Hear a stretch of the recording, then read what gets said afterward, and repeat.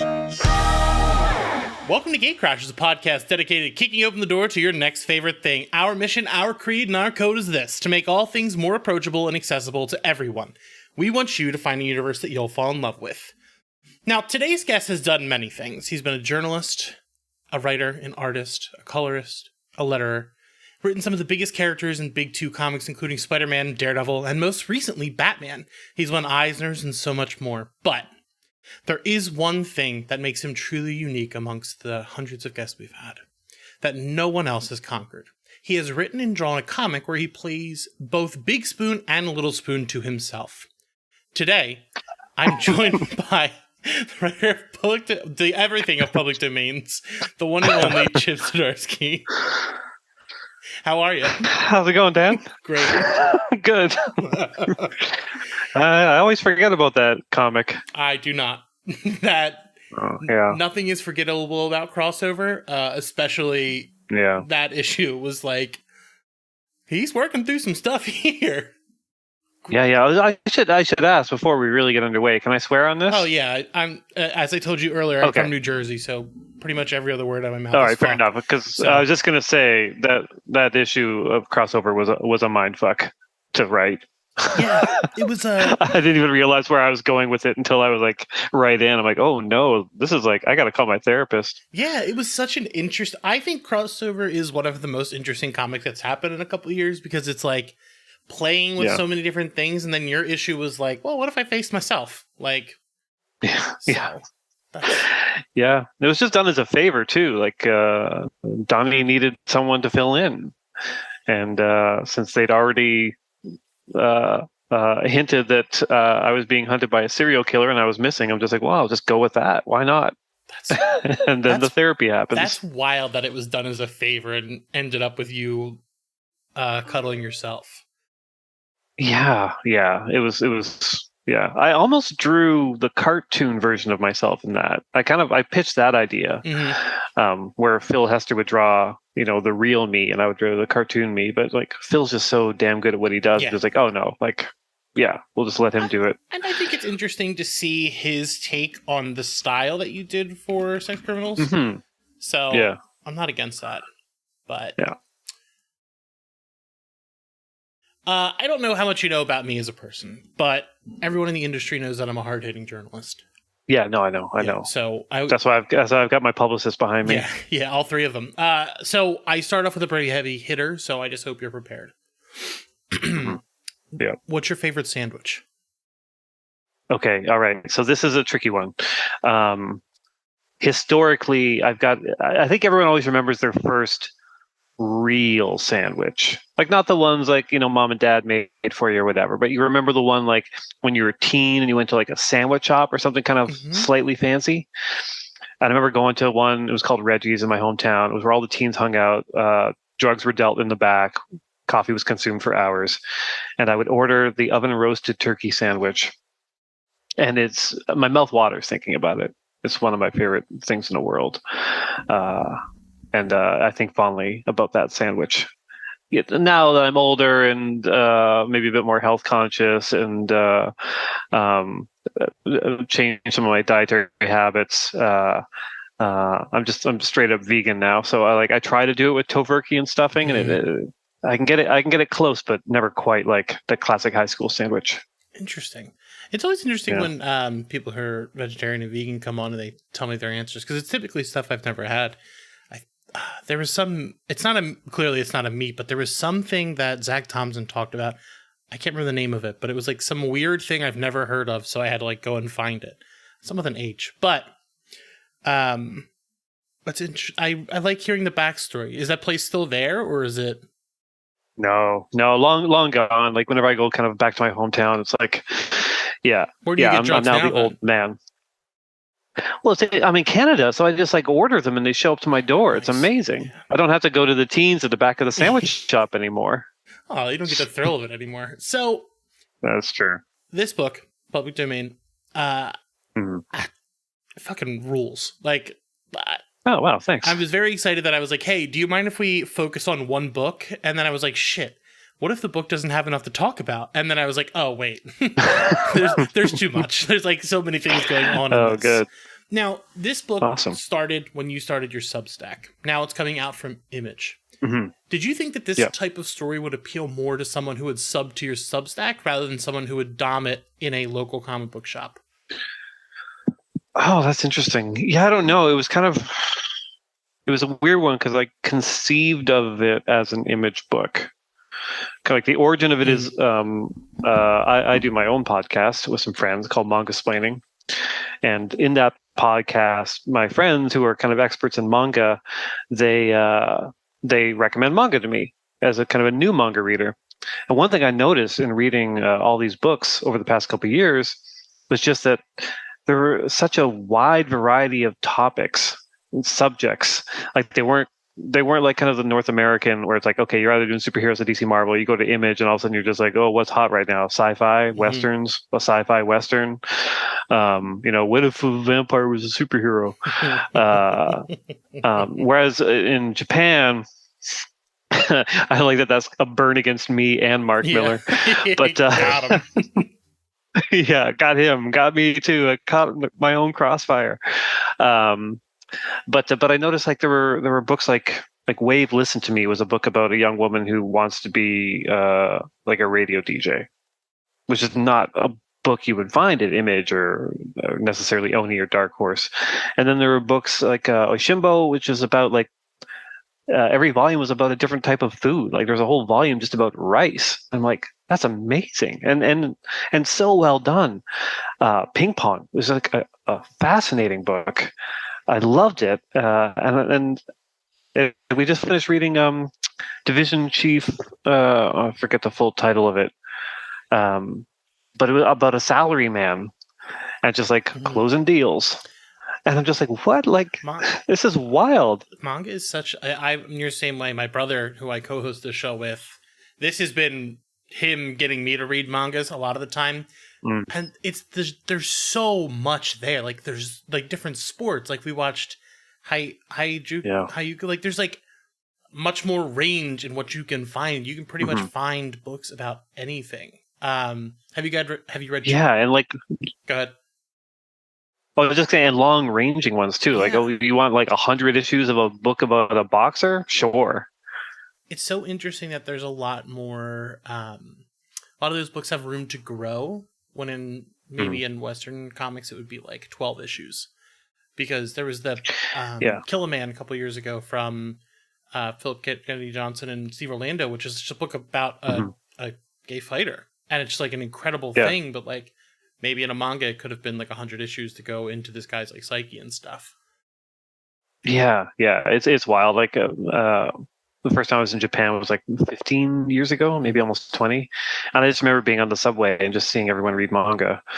And I was just like moms, dads, kids, grandparents, like there was something for everyone. Whereas here it's like, man, it's just hard to get them into people's hands that aren't already comic shop readers. So anyways, like, I developed a love for manga, but also the question in my head was, well, what's the thing you're interested in? Like what's my hobby, or what's the sport I love, or the thing I love that I could make a comic about? Because all my friends have hobbies and interests, like whether it's like collecting kind of weird old artifacts or synthesizers or records or whatever music. And then I had the real sad realization that I don't have anything. All I have is comics. Like I don't collect anything. I don't really have, I consume media, but I'm not obsessive over anything. I don't collect anything. The only thing that really, really interests me that I kind of go out of my way for is the history of comic stuff. Stories about the industry. I just finished listening to, plugging another podcast, sorry, but off panel where David interviewed Tom Brevoort, and Tom's going on about like, the 90s and early 2000s of Marvel. I'm just like, I eat that stuff up. Yeah. So it was a sad realization, but also it's just like, okay, well, I guess I'm doing the hack thing and I'm making a comic about comics. And so like Image made the most sense to kind of come back around to your original question. But the problem was I just didn't have the time to start it. So in my mind, the schedule to start working on that was going to be in like 2024, because I had Daredevil. I was doing Devil's Reign and all this stuff, and like so many other independent books. I'm like, there's no way I can write and draw a book. There's just no way. And then Substack came to me and offered me a deal. I'm just like, oh, this would be perfect for that. Like something I could just focus on. But yeah, it was like around the same time I got offered Batman because James Tynion, who's smarter than I am, got a Substack deal and quit Batman. So like, it was a weird few weeks. So I didn't know if Substack was necessarily the best place to do a comic about comics. I always knew it was going to be printed. Like I always knew it had to be, and not just printed. So this at the beginning it was like eventually this will come out in a physical form. And not only just physical, it had to come out in single issues because I had talks about that with both Substack and with Image. But the formatting of it, and there was a discussion as to whether or not like we just collecting it as a graphic novel when it's done. But I'm just like, no, it's a comic about comics. It's got to come out in the format that I'm talking about. Yeah. And so I made sure that they were, I mean, the nice thing about writing and drawing it myself, similar to when I was doing Sex Criminals, is the page count changes.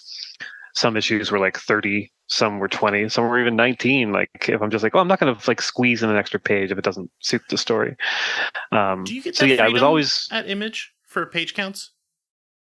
Oh yeah, no, I mean it's just out of your pocket, right? Yeah. Like all of that is out of our pocket. I could put out a comic that's just like 2 pages of story if I wanted to. And I could also charge $20 for it, but no one's going to buy it. You're going to burn a lot of goodwill by doing that. Because I mean, it was always a bit of a struggle with Matt on Sex Criminals because like sometimes Matt would just like keep going with the script. Like when I get a new script, I'd be reading it. I'm like, oh, this is great, and then I'd hit page 20 and I realize there's more script. I'm like, oh no, like each page is another day or two. Yeah. And so, easy to write, hard to draw. And also you get paid the same. Like, it's not like I'm getting paid more. Yeah, for more pages. If I'm doing 30 pages versus 20 pages, it's a flat rate because all the money at Image is money that basically just comes in from the sales and it just gets handed to you. And you're like, okay, great. Like, maybe I lost money this month or maybe I gained money this month. So, yeah. But yeah, so it was always intended for Image, always in a single kind of issue format. With this being pretty much you and an editor, because you've mentioned Sex Criminals, do you find it to be a lonelier experience to create a book like this, or do you find it more freeing to have it just be a reflection of you in your art?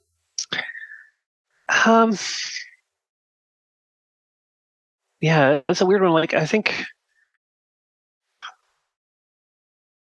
the closest I've come to like being like, this is a fun game is Sex Criminals, because like Matt and I were always trying to impress each other back and forth. Like I never showed him art. Like he would get the full issue, drawn, colored, lettered.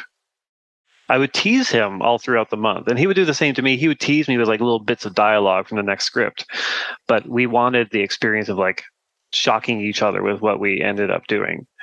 You don't quite get that with kind of other projects, or especially kind of the Marvel DC stuff.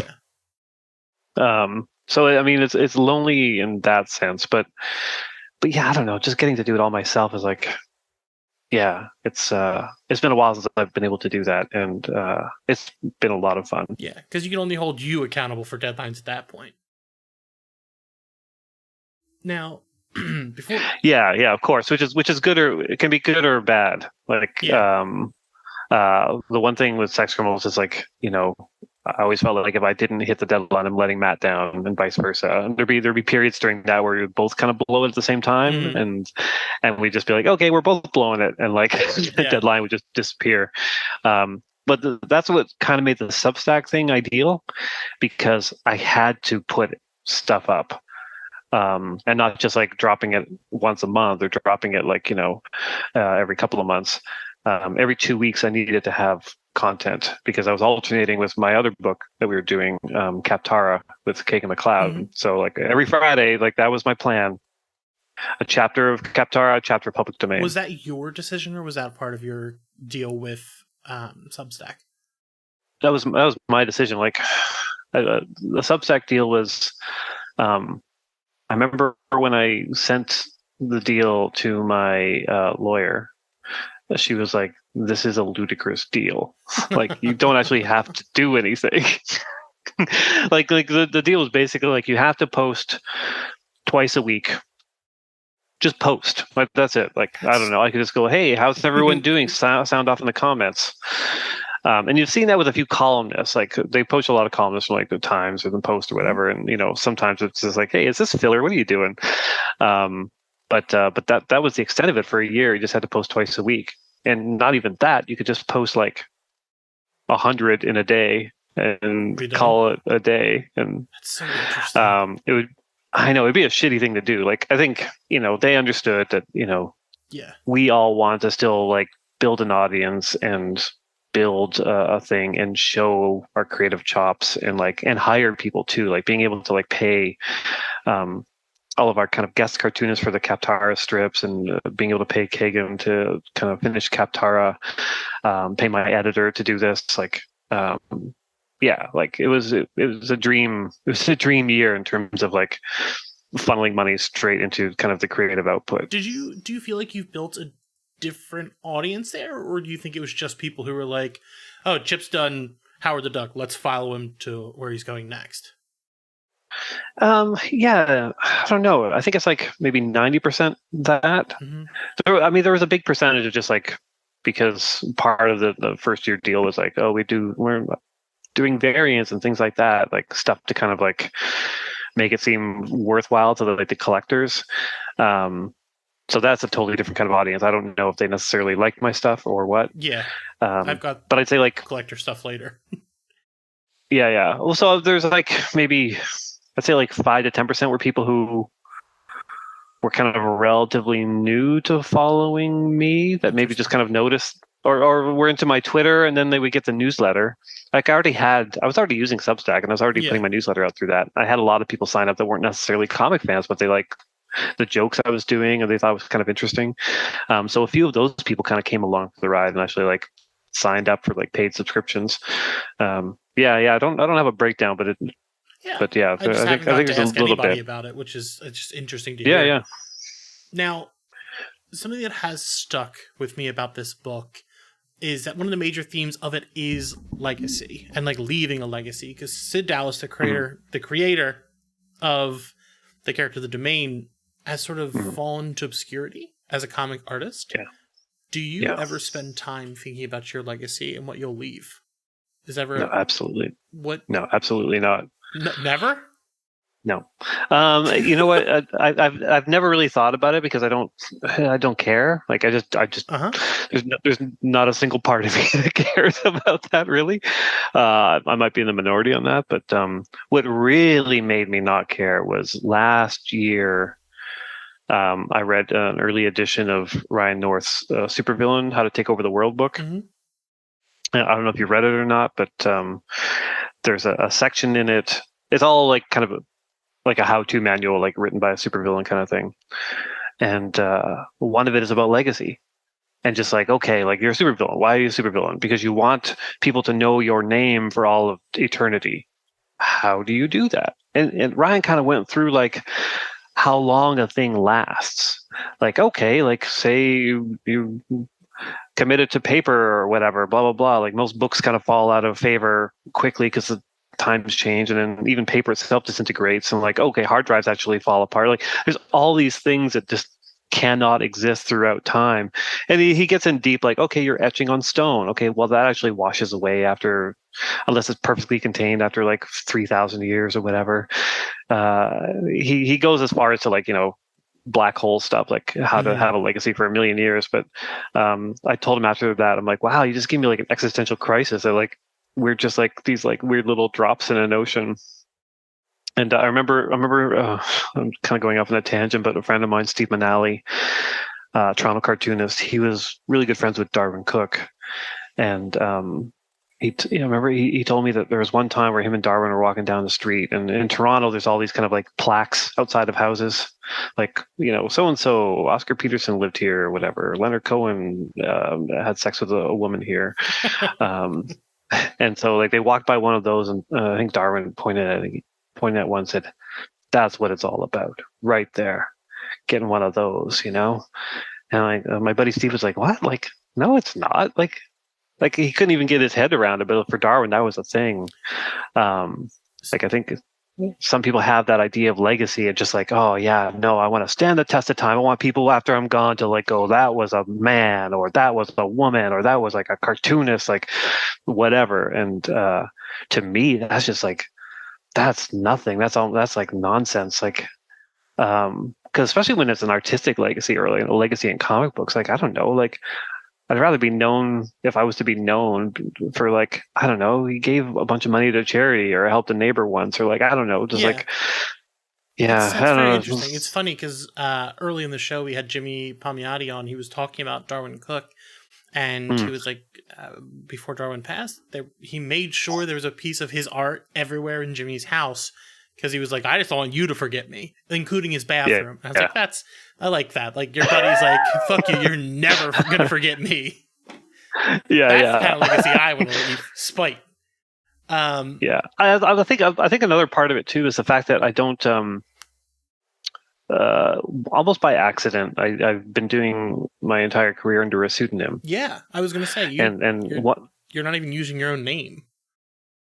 No, I think one of the weird side effects of that is the fact that like it kind of strips away a bit of your ego with this stuff. Mm-hmm. Like it does feel like a bit like a different person. Like it's not my legacy. It's some guy named Chip Zdarsky's legacy. Yeah. Like I don't know, if someone hates Chip Zdarsky's new issue of Batman, I'm like, well, I didn't do that. Some guy named Chip did it, you know? Fuck that guy Chip. Yeah, fuck that guy Chip. That's very interesting. Like I knew you used the other name, but I guess I never really thought about what that means. Like I don't know if you play a character or if it's just like your persona that you put on to separate the you from your art. But I mean, it started off that way because like the origin of the name was, I was kind of fresh out of college and I was doing a lot of illustration work for newspapers, and then I decided to do like a comic strip for like a college paper, and I knew it was going to be kind of adult college humor or whatever, and I just didn't. I'd already been in trouble from one of my editors of the paper for like trash talking another newspaper. it was like a weird, it was a bit weird, and so I was just like, oh, I'll just do it under a pseudonym. Like it was just like, all right, whatever. And then it kind of grew from there because then I started to do articles where like I would interview myself, like Steve would interview Chip in the student newspaper, and I made the Chip guy into like a real sad sack character. And when I first started doing comic conventions, I had a whole getup. I had like a white cowboy hat, I had fake eyeglasses, cowboy shirt, and I would act a little bit crazy. Like they were like wild weekends for me, in which I wasn't myself. Like I just, not to get too into it, but I just came out of a divorce too, so I was just like, I don't want to be myself. I want to be this guy I was just kind of created.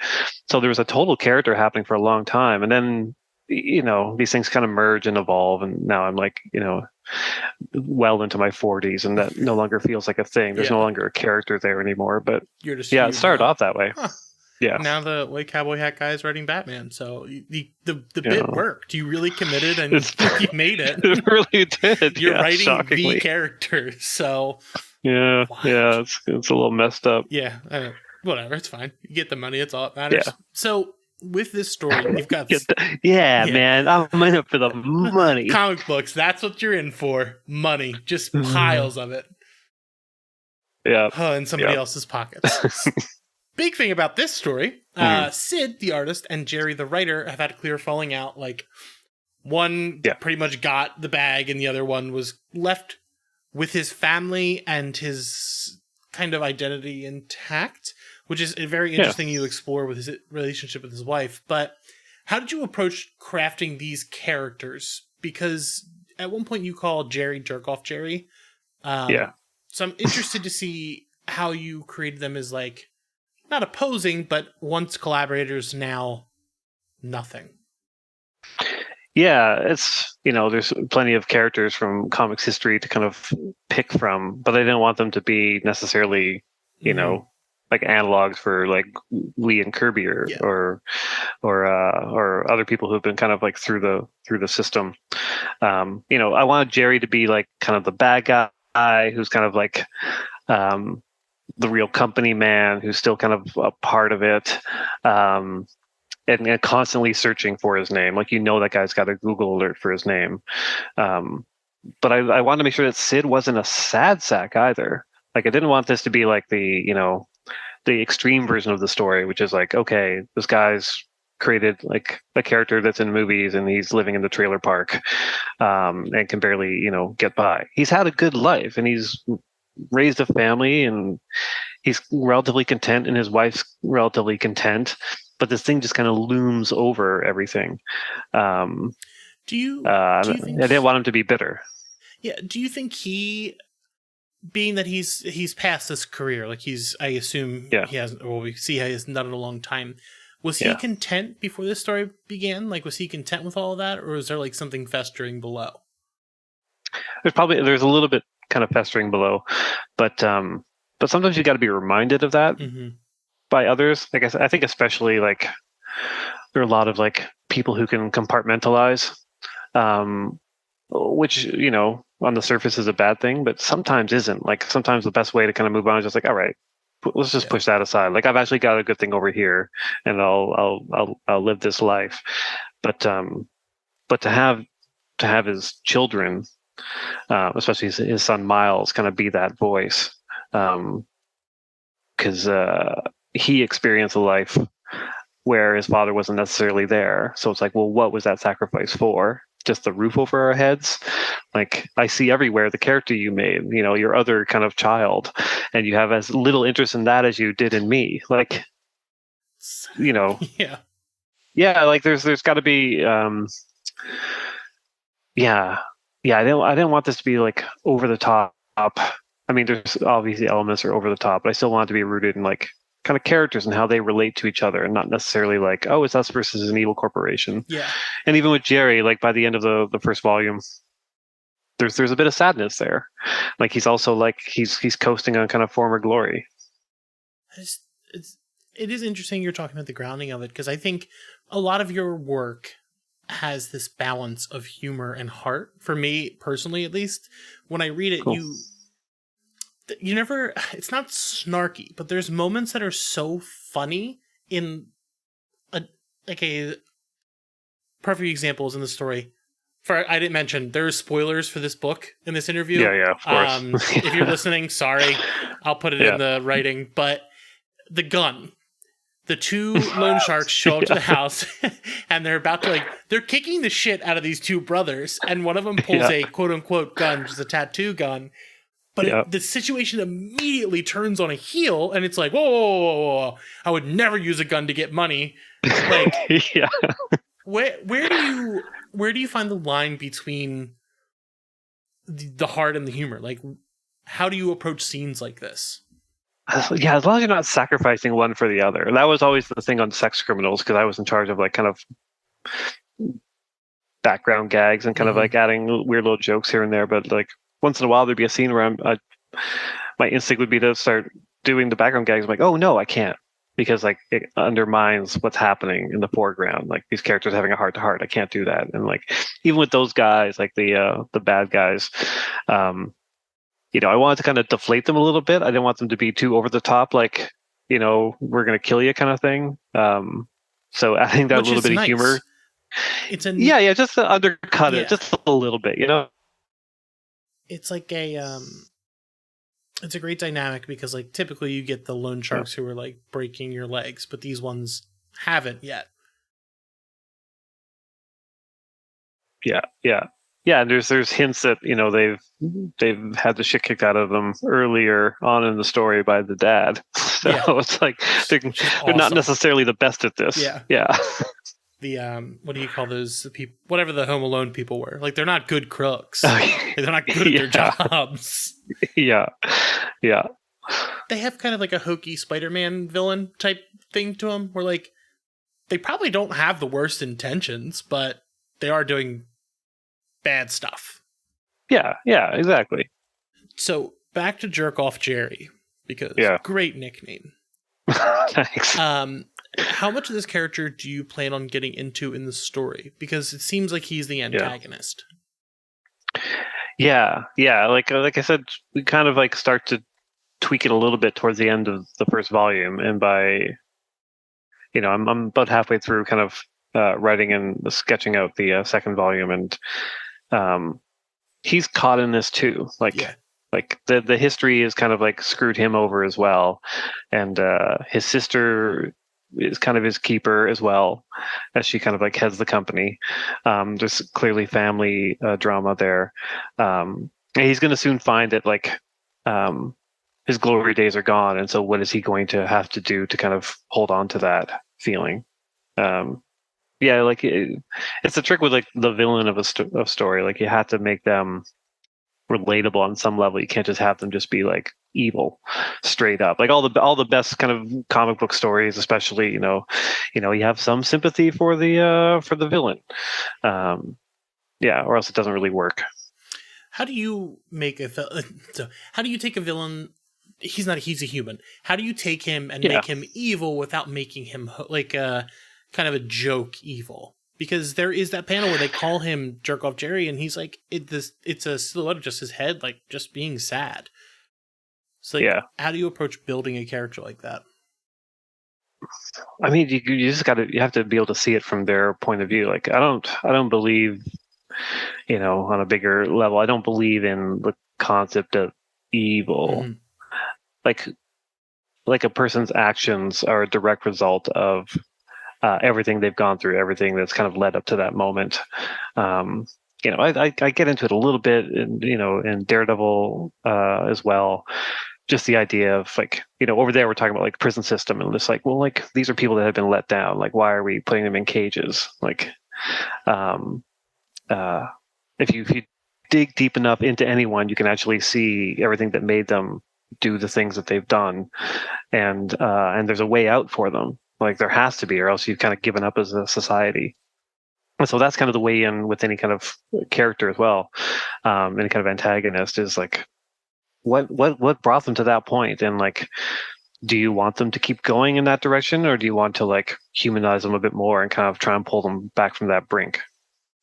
You want them to be like unlikable enough that, the reader kind of roots for the quote unquote hero of the story. But you also have to have like that tension, or else it's just like,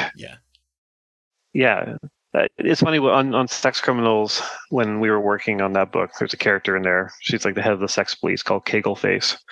And I remember kind of early on, as we were kind of creating the character in her first few appearances, Matt would text me. He's just like, "Oh, I hate her so much. She's the worst. Like I know we've created her, but she's the worst. I hate her." And I'm like, I give you 5 more issues before you love her. Like, because I know Matt as a writer, and I know he's so good at finding those bits and humanizing a character. And sure enough, by the end of Sex Criminals, he's like, I think she was one of his favorite characters, and like that hate had transformed into like understanding, even of like the fictional person that we created. I like that you're creating these things. Like, I fucking hate this character. Yeah, it's a weird situation to be in. Yeah, because you're the one who put yourself there.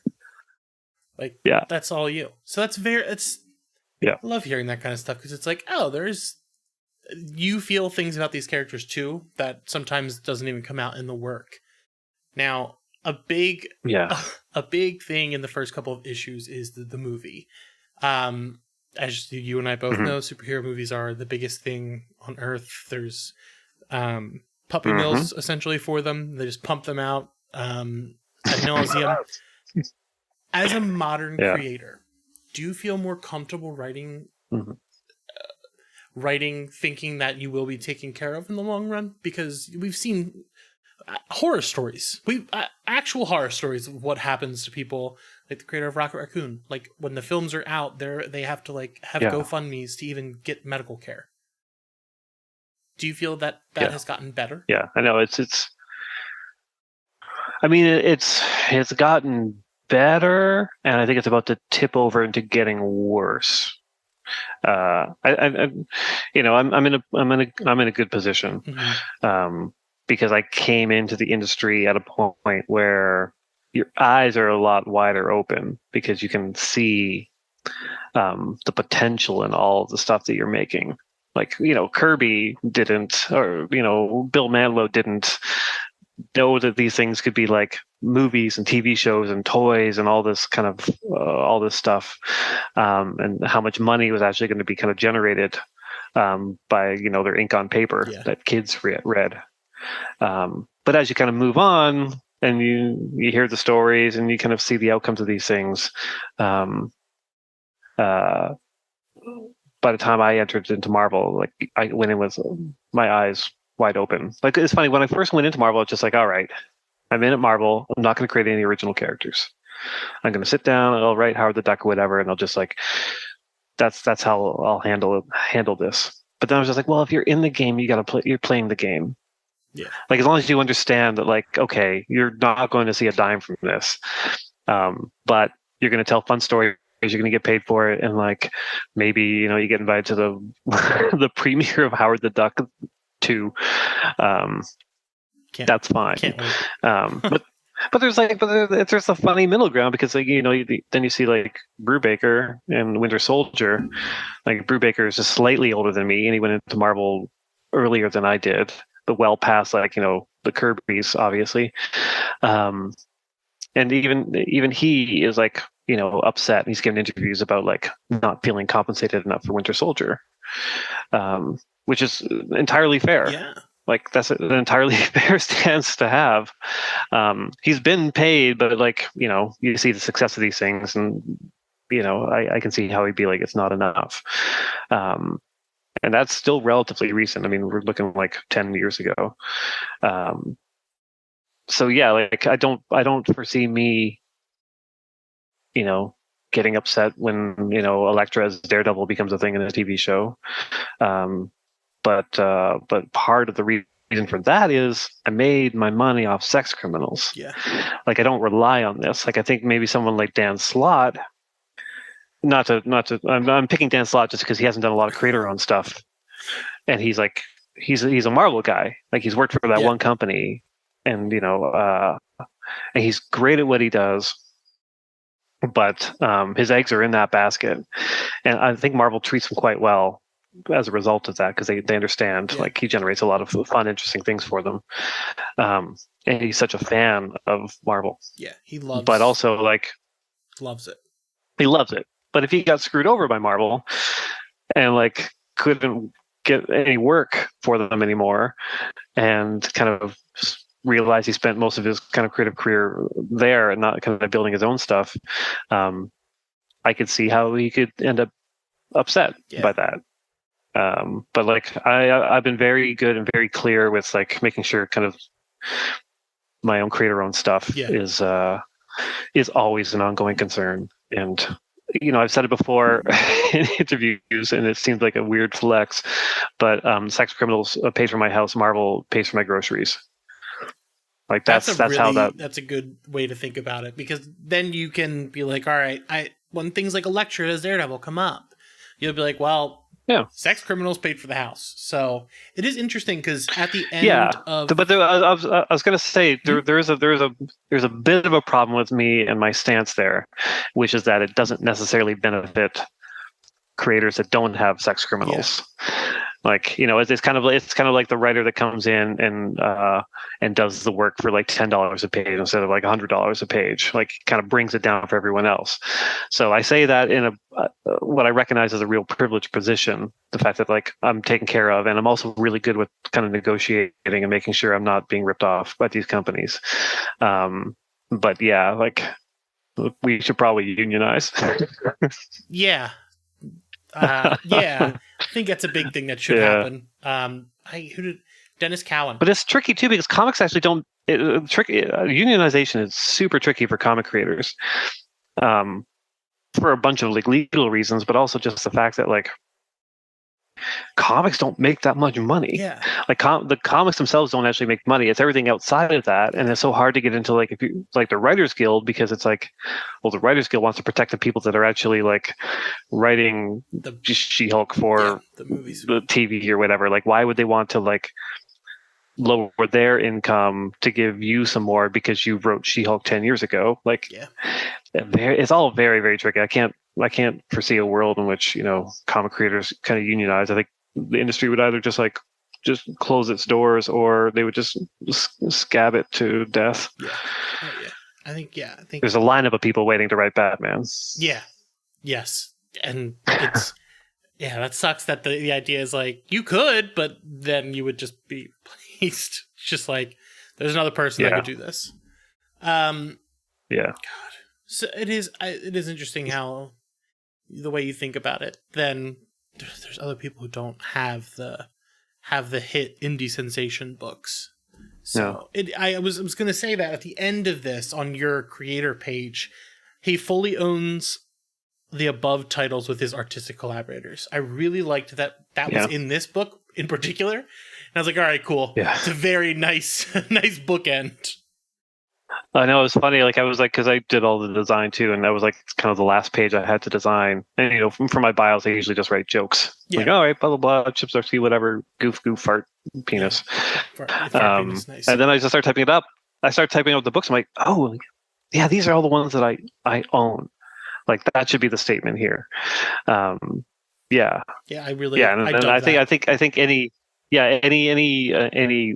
bio for any kind of comic creator at the back of a book, you got to have it at least 50-50. Like that's fine. You can have your Batmans, your Daredevils, but if you don't have like Katara, White Trees, New Bern, or whatever to balance that out, like you gotta kind of you gotta think about what you're doing. Do you ever feel like you're doing the expression one for them, one for me? Like you're doing like a big two book, but like you're not. It's not like you're doing small big two books. You're doing the big ones. Yeah. It's not really a one for them, one for me, because it's all for me. But it's just a matter of choosing. Like I can't do everything that's offered, and I can't pitch on everything. There's not enough hours in the day. The creator-owned stuff always just kind of stems from, oh, I had this idea, and then I always make sure, like, before I say yes to a Marvel book, if I can take my idea and get that kind of going, then I'll say no to the Marvel book. And they're, I'm, again, privileged position. Sex Criminals meant that I could turn down stuff.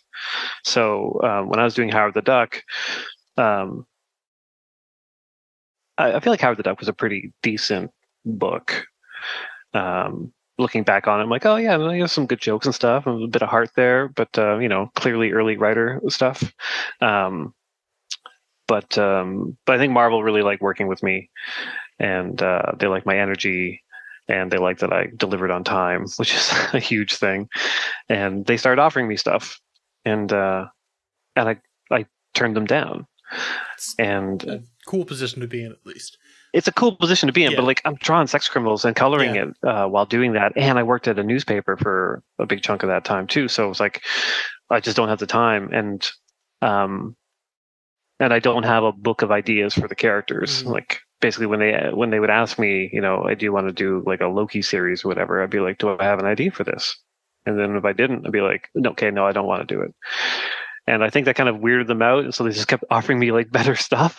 Like, I think he's not going to take this. Like, I know I played hard to get, and so yeah, the stuff I said yes to are all things that I'm like, oh yeah, no, I want to do that, and I have a story for it, and I have the time for it, so I'm going to do it. It was never one for them, one for me. It was always just like, oh, what do I want to do? I like that you wouldn't do something without having like a real solid idea to do it. Because like you're it's kind of it's weird because like I've mentioned recently, like I was asked to pitch on The Flash years ago, and it was like backup stories. I think when Josh started his run, and The Flash is like one of my favorite characters. Like I think over at DC, it's like Batman and The Flash is like a close second. I loved the books when I was a kid. I loved the John Wesley Shipp TV show. I had a real kind of sexual awakening with that man, and and I really loved the first few seasons of the CW show. So I'm all in on The Flash, and so like being asked to pitch on it, I'm just like this is the best day of my life. And I sat down to think of an idea, and like I had nothing. I'm like, a story about a guy who runs fast? Like I don't know. Even though like I love everything I've read. Who's your Flash? I know we're talking about this, but I just want to know. Who's your... Sure. I mean, like, It would be Wally. All right, cool. That's all I needed. I just need to know you like the best Flash. I will say, well, I mean, like, I read Flash as a kid, pre-Crisis, kind of Trial of Barry Allen stuff, which I found really fascinating as a kid. And the art, like Carmine Infantino, just like kind of blew my kid mind. But I kind of put that off to the side, and then kind of post-Crisis, Wally, drawn by Butch Guice, is just like unbelievably good. And so I really got in there, kind of fell off a bit, and then really when Wade kind of took over and he did the Return of Barry Allen story, which I think is like probably my top 3 superhero stories. I think it's just such a great arc. Yeah, that cemented it. That was like Wally really becoming the Flash. And yeah, I've always have a soft spot for him. But yeah, going back to the thing, I couldn't come up with an idea that really excited me, and so I passed, which is like just a wild idea. Yeah, especially because he's like your number 2. Yeah. So I mean, and even with Daredevil, like, so the way I'm sorry, I'm going off on tangents, but the way Daredevil happened was, when CB Cebulski came in after Axel, he sent an email to all the kind of contract writers and basically said, tell me what your dream gigs are here, so I know. So if they come open, it helps us to plan, right? Which is a really smart email. And so I gave him my list. I gave him a list of 3. And the top one was Daredevil, which I think was surprising to him, and maybe to some other people, because at the time I did like Howard the Duck and Star-Lord. Yeah. And I was starting Spectacular. And so when it came available, he's like, all right, if you want it, it's yours. And I said, okay, let me think about it. He's like, what? You fucking... He's like, you asked for this. I'm like, give me 2 weeks. I've got to go. I've got to reread it all. I've got to sit. I've got to think and make sure that the story I have is up to the level that I want it to be before I say yes fully.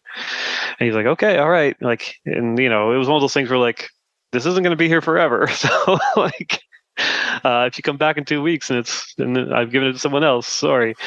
But yeah, so I had to sit and really think about it, and was like, finally had that story and got excited about it and excited about the prospect. That's when I said yes. That's wild. And you're very welcome to go on tangents, because you're lucky this interview hasn't just been me asking about Wilson Fisk for an hour. Because my favorite. I'd love your Fisk is just 2 characters that I'll do anything for, is Norman Osborn and Wilson Fisk. I think that says something about who I am as a person. Love those 2 men. But yeah, no, I think Wilson Fisk is probably my favorite character I've had a chance to write at Marvel. I think mostly because he's a larger than life character and so essential to the Daredevil story, but there was still so much left to explore with that character. Yeah. Like, sometimes those characters, like, I don't know if I'd have a Norman Osborn story in me, because I think so much has been done with that character. But yes. Fisk, I still getting in there about like your status in life and old wealth versus new. Like, there's him having like someone over him was such an interesting dynamic, and he brought it down to size. But it's the scene where he like I'll ask you about that at the end, because I do want to keep talking about your book. Something really interesting I think that you explore in this series so far is the worth of work. Because we see in the beginning with the journalism thing that he's like, he's not... Miles isn't really super happy with what he's being given, because it's something with his dad and things like that. And he's kind of doubting the value of his own journalism, while his editor-in-chief is showing him this story about dogs, and she fucking hates dogs, and she was like, the reason I won this award is because I'm passionate about the subject. And I think that's kind of how you're approaching these things, because if you don't have a story and you're not passionate about it, you're not writing about it. So do you think if you're passionate about something that you're creating, does it truly matter to you what people think of it afterwards? Oh, that's really fun. It's a fun one. I don't... this is a big debate. And it's a big debate amongst, like, frankly, a lot of comic book writers. I talk to a lot of comic writers who are just like, oh, I can't look at social media anymore. And, like, I can't deal with kind of the reader reaction to a thing. And so a lot of us kind of vacillate between like listening to no one and just making the work and putting it out, or like letting some of it in, or letting all of it in. Like I was talking to a guy who's doing a big book, and he's having trouble with the haters, and he said everyone keeps telling me just like don't listen to any of it, but like we're making books to be read. Like this isn't. I'm not making a painting in my in my garage that I'm just like, oh, I'm done. I'm happy with this, and that's it. Like these are stories that are like meant to be consumed, and you get fed with that kind of feedback. A lot of us kind of had like weird career crises in our minds, kind of over COVID, for a lot of reasons. But a lot of it was the fact that no one was doing signings and in-person events, and you don't realize until you don't have that kind of feedback how much it fuels you and feeds you. So something like this, I'm like, I wouldn't do it if I didn't have a reader. Like I wouldn't sit and make a 1,000-page graphic novel and then not show anyone and put it away. It matters less if people don't like it, for sure, because okay, that's fine. It's not for you. It's for me, but not only just me, but people who with my sensibility, people who this is going to reach. Sometimes, I try not to look at reviews. Sometimes things slip through just when I open Twitter or whatever. And it's hard. The hardest feeling is when someone ascribes a different meaning to the work than you've intended, or doesn't get what you're doing or what you're setting up, or they're filling in blanks weirdly. That's really hard to deal with, even on something like public domain. Because on public domain, because it's a creator owned, like I did look at kind of like first issue reviews, and like a few people are just like, he didn't go hard enough after this. Like this should be a harder against the corporations, and I'm just like, oh, like you're writing a story in your head. Like this isn't for you then. Like I'm telling a story, and you're both reading and writing a story at the same time, which is not the way to consume media. It's harder with superhero books because people read and write simultaneously more often there because they quote unquote know the characters. So if someone's reading a Batman story, and Batman does a thing, and it's not the thing that they would have Batman do, they're just like, this guy doesn't understand the character. This guy's an idiot. I don't know about that. So it would put. Sorry. It's okay. Do you find the social media fans that like will come at you in DMs or your ats and things like that? Do you find them to be different than the fans you would meet in like a in-store signing or something like that? Like people who are coming to see you. Of course. Like they're physically going somewhere to like want to meet you. Yeah, the ease of social media and the anonymity just makes it, a free for all. Even on the positive side, it's weird. Like, like I don't know. It's funny. Like I kind of equally like don't like people who hate my work as much as I don't like people who like overtly love the work. Like I'm just like, you can calm down. Like it's not that good. It ain't the Sistine Chapel, buddy. So social media is a free for all. Whereas like in-store signings or a comic convention, like once in a blue moon, you'll get somebody who has the courage, who steel themselves up, shaking clenched fists to tell you that you ruined Howard the Duck. I would love to see someone say that to you with a straight face. You ruined Howard. So rare. God. And like that's fine. Like they've got a thing going on in their head. You got to have some kind of empathy for that person, because like to have to have that feeling about a fictional character and like pay the money to go into a convention and wait in line for an hour to say these things to you, like there's something going on there, and like I gotta feel bad for the person that they're going through that, because at that point it's not about me, it's not about the work, it's about like whatever's happening in their life. Something. Probably one of the lowest points of my mainstream Marvel career, which made me realize I'll never write Amazing Spider-Man, was it was San Diego, and I did I did 3 panels back to back. The first one was an Archie panel because I was doing Jughead. And so I went and I did that, a relatively small room. But it was an interesting mix. It was like adults and kids, and some of the questions were really fun, and some of the adult ones were a little weird. If you're too into Archie and you're above a certain age, sometimes the questions at a convention will be weird. But like it was relatively fun. And then I did an image panel, which was so much fun because all the questions were about the process and stuff. Like, how do you do this? How do you do that? Like, they're really into you as a creator and the process of making comics. No one's there because they're angry. No one goes to an image panel because they're angry. Yeah. You just don't. Yeah, you're not like sitting in there and just pissed off. Yeah, and then I did a Spider-Man panel, specific Spider-Man panel, and it was horrible. Like, I mean, most of the questions were definitely of the line of like, I'm upset the way you've treated this character over years. When are you going to treat them well? Or where has this character been? Why haven't you brought them back? Seems to be. And Nick Lowe's the editor. Yeah. Nick Lowe's the editor on those books, and he moderates the panels, and he's so good at those panels. Like, he should just do all of Marvel's panels because he's like always upbeat. He's always just like, hey, all I can say is, keep reading. And I'm just like, oh my God, like this is just like kind of painful. And I'm there with like, maybe Nick Spencer was there. Maybe he'd already started. Maybe Dan Slott was there. I don't know. I was spectacular. I was kind of off to the side. So I wasn't getting the full brunt of it.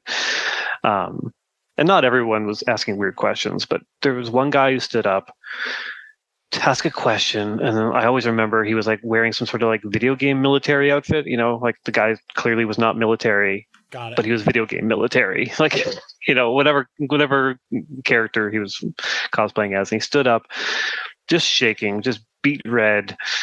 I could just see the fist shaking. And he was just like, over in Iron Man, Tony Stark and Mary Jane are a thing, and this is a slap in the face. And why won't you? And it was a Mary Jane Peter question, but he was so mad. Those are always fun. So mad. I don't envy anyone who writes Spider-Man or X-Men. I don't envy what you have to deal with. No. No. Like Hickman was the. Yeah. Well, Hickman was the perfect guy to write X-Men because, like, I'm sure a part of him cares, but most of him doesn't. He just retreats to his weird room where he creates universes and puts things out. Yeah. And he's so smart. Yeah, he's so good at it and also turning it off. But I'm friends with Fraction and Brubaker, and they were both like, never write X-Men. That was their advice to me: never write X-Men. Yeah. But yeah, the Spider-Man panel I left, I'm just like, I'm never gonna write Amazing Spider-Man. And I don't know how much long. I'm never doing a panel like that again. I said at that time, like, I'm not doing. That was my last Marvel panel because I'm just like, I don't like the feeling from that because like half the people were there because they were mad, angry. One of the nice things about Substack, just to kind of put a bow on it, is the only people who can comment are paid subscribers, and it's not a lot, but it's just like it's that small barrier to entry. That means no one yells at me there. Like no one's going to pay money to yell at me online. When Twitter is where you yell at people for free. Yeah, that's where you get the good stuff. That is interesting. The Substack is like people who want to be there. It's like your own little party. Yeah, kind of. Not to kiss your ass, but the last issue of Spectacular is maybe one of my favorite Spider-Man comics of all time because like. Thanks. Again, that's where you have the balance of humor and heart. And I don't know what I was doing. I was on TikTok the other day, and someone just legitimately took the pages and put them on TikTok and was like talking about the story. Yeah. And I was like, it's interesting that this series has lived on in this way. That like people are still talking about this. It's not to sound offensive. It's not a big story. It's a small story about a small thing, and that's why Spider-Man matters. So. It was like very nice to see that type of stuff survive. Now, another thing in the story about the work versus worth is the comic books are for children kind of thing. Is this something you think about, or is this something that you don't matter? You're making your stories. Some stories aren't for everyone. Yeah, it depends on the character. Like obviously when I went over and did Jughead, I'm like, oh, there's an age that I want to write this toward. Some of my creator run stuff has swearing, some of it doesn't. It depends on the subject matter. Doing Daredevil, obviously that title has kind of leaned more into mature reader territory for a long time. So kind of going a little bit darker, a little bit more serious, maybe less of the superheroics, kind of made sense for that. Whereas Spectacular is like, oh no, I want 10-year-olds to be able to read this. Yeah. It wasn't an edict from Marvel, but like I don't have a desire to have like a gritty Spider-Man story where he murders people. Like it's just not. Yeah. You know. I'm just waiting it depends on the character. I'm just waiting for the 5 to 8 year range Punisher stories. Those are going to be great. I think that's where that character belongs. Kids love the Punisher. Punisher is one of those characters where I've only written the character a couple of times, and he's so much fun to write when it's not his book. Yeah. When you bring in that character, you can treat him as not an anti-hero, just like a straight up villain or a guy who's like wildly unbalanced and a murderer. So having him show up in Daredevil is just like, that's great. Yeah. You don't have to deal with all of it. You just kick him back to where he belongs. Yeah, exactly. Yeah, I could never write a full Punisher book. I think Jason Aaron does an amazing job. But yeah, for myself, it's like, no, he's the guy that shows up once in a while and like everyone's got to beat the hell out of him. So with the Miles is the one who's really struggling with that idea, and the story is the kind of devaluing the art of it. Do you think that in his view, his dad wasted his life on his career, or is it something that he's still coming to terms with? Probably not wasted his life, but like there are loftier goals to have. And you see that a lot in Miles' ambition. Like he wants to be a novelist. Mm-hmm. And like so many people want to be a novelist. And not just a novelist. He doesn't want to write thrillers, whatever. He wants to write the great American novel. So yeah, of course he sees maybe as a kid, he saw what his dad did as being, impressive because he was making the books for kids. But when you get when he sees the adult fan like Muhammad, super into the thing that was intended for the children, because that's what those stories were made for back in the day, that freaks him out a little bit and makes him think that like now it's actually a waste. It's something that comes up a bit more kind of in volume 2 as Miles kind of becomes part of the family business a bit more, and so what the comics mean to people, because like Tanya is like the road in for that, because she grew up on those books. She loved them, she loves them, and she wants to tell her own stories as a result of that, which is anyone in comics is there these days because they grew up reading comics and inspired them. Do you have a set end for this? Like, are you doing 12 issues, or is there is there a plan to end? Yeah, so I've got 3 volumes kind of loosely plotted out. Kind of my goal at the start was to at the end of volume 1, I don't want to spoil the whole thing, but at the end of volume 1, the new setting, I wanted that to be kind of an area where the sky's the limit for where this can go now. Like it becomes kind of a workplace kind of comedy, family drama, relationship story, rom-com, like whatever I want to graft onto this now at this point can be a thing. But I've got 3 volumes kind of planned out. It could go past that, but that depends on whether or not, frankly, my body holds out, because doing all the work is actually kind of it's actually physically taxing. I'm not a coal miner or anything, but it's a lot of time hunched over, the drawing table. And also if I can keep the roof over my head, if I'm still interested in it, and if I can make enough money to kind of pay the groceries if I'm no longer doing Marvel DC stuff. I hope you can pay your groceries. But this story, the main POVs of these 2 brothers, and the thing is that both of them are kind of down on their luck. One is just a sad sack about it, and one just I'm going with the flow. Yeah. What made you put that dynamic in rather than like one's doing kind of well and one's like not at all? Why a I think balance? mostly I wanted them to both to kind of enter into the family business as a next step for them. So I couldn't have one brother doing like super well, because why would they give up doing super well to go help their dad in this situation? So I think for both of them, it's like kind of with Miles, it's going to be all about kind of realizing like your dream isn't the dream to, like, I think writing a novel, it's not a passion for him because he hasn't done it. Mm-hmm. It's not a thing that he desperately needs to do to get the story out there, or else he would have started it.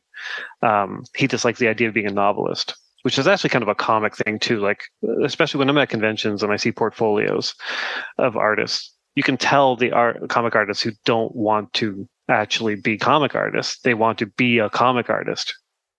Which is, there's a difference there, right? They don't want to actually create the stories. They're not like, they don't have a passion for like, oh, I just want to, I want to tell the story and find interesting ways to present things and blah, blah, blah. They're just like, I want to be a comic artist because I was a kid and I drew Spider-Man and now I know I can draw Spider-Man well. Yes, I just want to draw Spider-Man. And so I think, I feel like Miles has a little bit of that, where it's like he wants the prestige of being a novelist, but he doesn't necessarily want to be a novelist. So it's about him kind of figuring his way up from there. And his brother's just bouncing around doing whatever. But like, okay, at what point do you stop kind of bouncing around? You're like, oh, this is something I can actually do that I have control over, where I can actually reach people and touch people. And also get to kind of work with others. We'll see how it plays out. It's not going to be super straightforward, but yeah. As I'm looking at this last page, I'm not going to ruin it for everybody, but were the letters intentional on the new comic book company? Because it just hit me now that I'm looking at it. No. It's funny because like originally I created a logo for the company. I'm like, oh yeah, I'll make it DC. Oh, wait, no, I'm not doing that. I was like, well, all right, so there it is. Well, it's funny because like the story feels more of a critique of kind of the history of Marvel than it does DC. Like DC was always kind of a bit better in terms of compensating creators for that kind of stuff, thanks to Paul Levitz. Not that there are people at Marvel that fight for creators, but like Paul and kind of their surplus of cash helped. I think Neil Adams said before he passed away, like he made like $100,000 off Ra's al Ghul in like Batman Begins. Like that is far more than the stories I've heard from Marvel. Who created I'm gonna out myself as being terrible. Who created Thanos? Was it Jim Starlin. Jim Starlin. He said he got more from KG Beast appearing for like 1 minute in Batman vs Superman than he did for Thanos. Yeah, that shit is and that's the thing. It's like wild. It's messed up, and it's like it's no one I deal with at Marvel is at fault. Yeah, it's like they're all just editors that are like aren't actually making that much money. Yeah. Like all of us in publishing are all on some level being taken advantage of because of our love of the medium. Whether it's the editor who can't afford to live in New York and has to take the 2-hour train every day to come in, or the assistant editor has to have like 5 roommates. Even though we're working on like the stuff that creates the IP for $1 billion properties. Yeah. None of those people are to blame. So like when people get upset at Marvel, really it's like faceless people above the people that they know of. It sucks for the most part. It's, a certain mouse. Okay, so my last one for you. Towards the end, we find out the adult fan created a company called Griftle. Was that how you pronounce it? Sure. How do you feel about the collectors community and the speculation market? Because it's not. Yeah. What do you got? Well, I mean, it's not my world. Yeah. It's funny. I look at like there are some comic creators, like I think James Tynion. He's like the perfect comic book person. One, he's 10 years plus younger than me, so I'm already angry at him. He's super talented. He's an amazing writer. He's really nice as well on top of that. But he's so smart at the business side of things. He understands that comic shops don't survive on readers alone. They just don't. Even my favorite comic shop, The Beguiling, which is very much like art comics. Where's they that deal with at? libraries in Toronto. Okay. And they're amazing. And even they, like, sell kind of back issues, high prices, look at the markets, make sure they're making money off these, making money off the variants. It's such a part of the industry, and a guy like James sees it, he knows it, and he capitalizes on it, and he stokes the fire of it, because it benefits him, creators, benefits the companies he works for, benefits the comic shops. Like, I can't blame him for doing that at all. He's really smart with that kind of stuff. I am not smart with that. Yeah, he's partnered with my comic shop to, like, they do all of his sales stuff, which is very interesting. Okay. It's like a very interesting that he pulled. And I was like, okay, interesting. The Tiny Onion is powered by it. It's cool. He's super smart about it all, and I'm so bad at it. Like, I'm just bad at it. But it's also it's not my world. They're not my audience, and I don't necessarily want them to be my audience.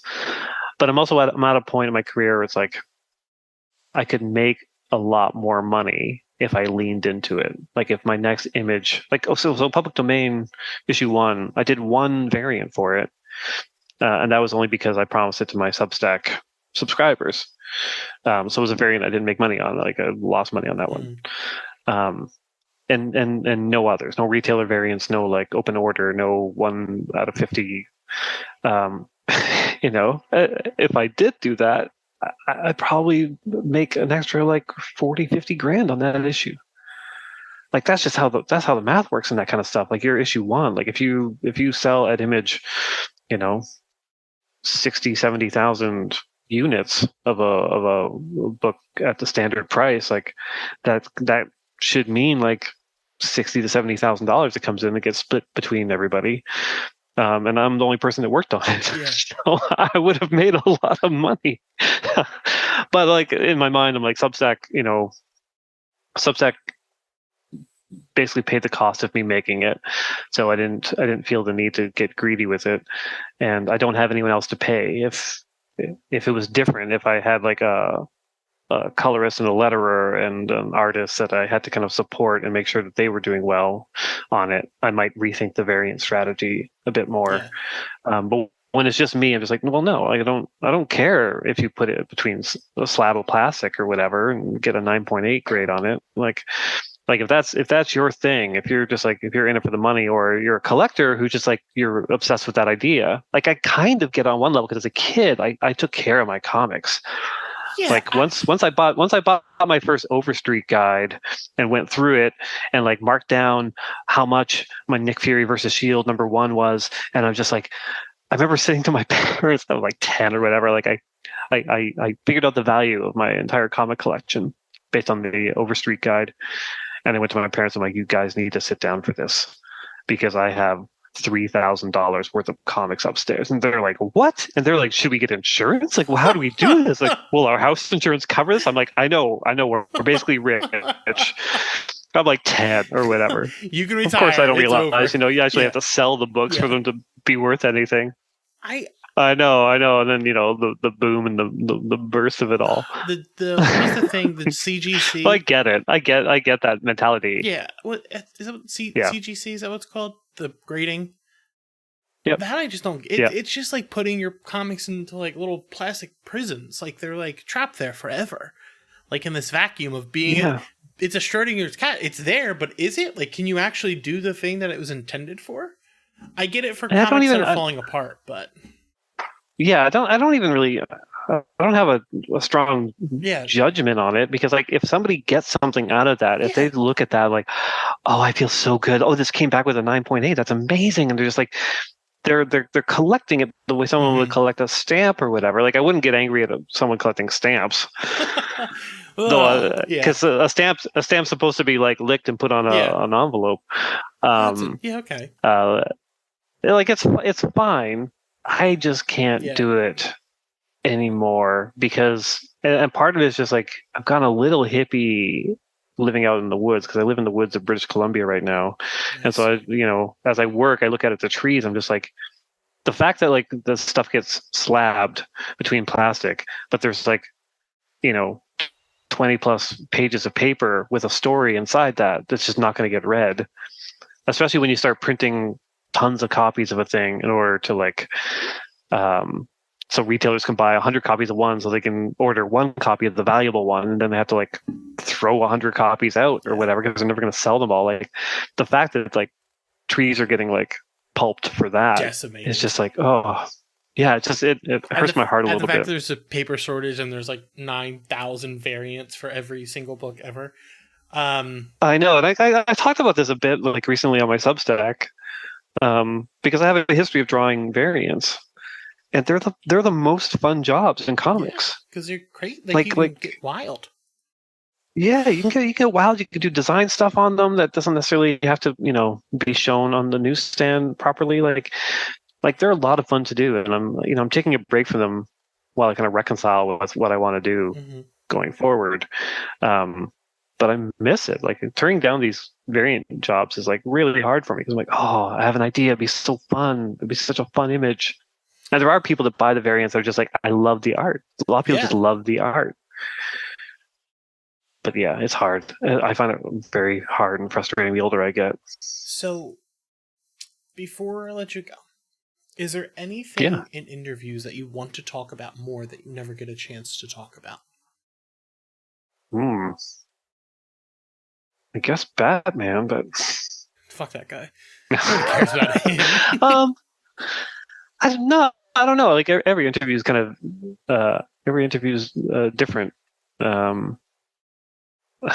Sorry, I almost just compared it to sexual partners, but it's kind of true. Yeah. Sometimes things get a little wild. Sometimes it's just really sweet. Sometimes you get into this or that. Yeah. I hope you don't get a lot of rough interviews because like that'd be a different ballgame. Yeah. But yeah, they're all different vibes. So there's nothing that I'm just like, why won't someone ask me about this? I'm trying to think. I mean, if there was one, it would be the kind of digression that would go on for like an hour. I'd be like, I want to talk about every editor at Marvel Comics. I want to talk some which shit. Ones are good and which ones are bad. Yeah. None of them are bad. But thank you for being here. You can. Yeah. Hey, my pleasure. The FOC is closed. It's all over. So you can pick it up at your comic book shops. Let them know you want it. Give them a call. Get them to order it for you. But it's fun, I swear. Chip, thank you for being here. Thanks for having me, Dan.